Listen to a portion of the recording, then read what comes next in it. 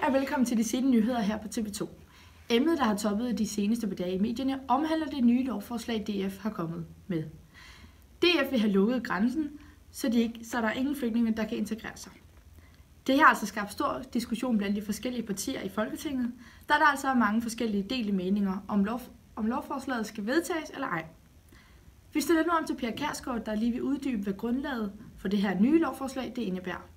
Her i DF er vi kommet med et nyt lovforslag, som går ud på, at vi gerne vil lukke alle grænserne for flygtninge her i vores land. Vi mener, at ingen kan være tjent med, at Danmark modtager flere udlændinge, end samfundet kan absorbere. Ingen kan være tjent med, at ledige indvandrere får lov til at gå beskæftigende rundt, og ingen kan være tjent med, at vi misforstår godhed, der lader værdier som frihed, ligestilling og demokrati underminere. Vi mener derfor, at flygtninge er en trussel for de danske normer og værdier, og vi synes på ingen måde, at de skal påvirke vores danske kultur, så derfor skal grænserne lukkes. Græsrodsbevægelsen, kaldet for Åben Danmark, vælger i disse dage at demonstrere ude foran Christiansborg. Åben Danmark har i lang tid prøvet at påvirke samfundets syn på flygtningene i en anden retning. Åben Danmark kæmper for et Danmark, der skal og vil have plads til alle kulturer. De mener ikke, at det nye lovforslag falder i god jord. Vi stiller nu om til Christiansborg for at høre, hvad Græsrodsbevægelsen Åben Danmark har at sige til den nye lov. Jamen, jeg står nu ude foran Christiansborg, hvor Åben Danmark har besluttet sig at gå i protest mod DF's nye lovforslag. Det er tydeligt, at de ikke støtter op om DF's lovforslag og vil gøre alt for, at det ikke bliver vedtaget.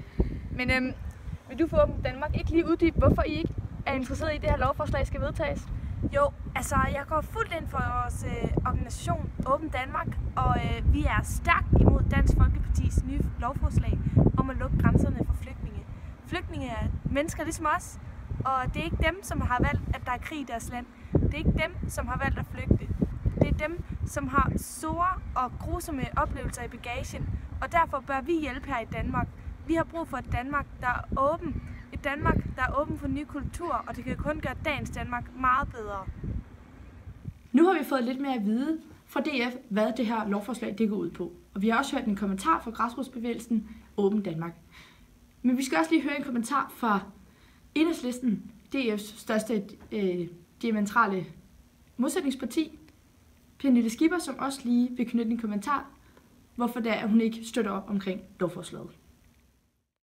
Danmark har råd, rum og pligt til at tage imod mennesker på flugt, og til at sørge for, at borgere med anden etnisk baggrund kan deltage på lige fod i samfundet. Vi skal beskytte mennesker på flugt. Krig, ekstrem global ulighed og miljøkatastrofer har sendt millioner af mennesker på flugt. Ingen af dem flygter jo for sjov. Selvfølgelig kan Danmark ikke tage imod alle, men lige nu løfter landene i Sydeuropa en urimelig stor del af opgaven. Derfor ønsker vi en mere solidarisk fordeling af flygtninge, og vi kræver, at de flygtninge, der kommer hertil, mødes med respekt og retssikkerhed. Ikke møde under opvarmede teltlejre og politi, der konfiskerer deres vielsesringe, og derfor støtter vi ikke op om lukkede grænser. Nu da vi har fået lidt forskellige synspunkter på lovforslaget, kan lovforslaget nu gå videre til lovgivningsprocessen, hvor loven enten bliver afslået eller vedtaget. Loven har været igennem anden fase, hvor den blev godkendt af regering og embedsmændene. Det nye lovforslag er nu kommet videre til tredje fase i lovgivningsprocessen, hvor hvert enkelt parti altså enten har stemt for eller imod. Vi har den her værdipolitiske koordinatsystem, hvor økonomi den er på x-aksen, og hvor værdipolitik den altså fylder på y-aksen. Oppe af y-aksen, der vægter de her røde partier, altså et mere åbent Danmark, hvor flere nye kulturer de kan komme ind. Og ned af y-aksen, der vægter altså de her mere blå partier, at de danske normer og værdier altså bare skal fastholdes. Hvis vi går videre til, hvad hvert parti de har stemt, så kan vi se, at de røde partier, altså sådan noget som Enhedslisten, Socialdemokratiet osv., de har altså stemt imod, fordi de altså vægter et mere åbent Danmark. Og hvis vi går ned til de mere blå partier, så har de altså stemt for forslaget. Det vil sige, at de røde partier, der er der 80 mandater, der har stemt imod, hvor at de blå partier har 77 mandater. Det vil sige, at det er forholdsvis ligeligt fordelt. Da lovforslaget dog kun er kommet til tredje fase, altså beslutningsfasen i lovgivningsprocessen, er det dog stadig usikkert, om loven bliver vedtaget eller ej. Indtil da vil vi opdatere jer løbende. Det var alt for de sene nyheder her på TV2.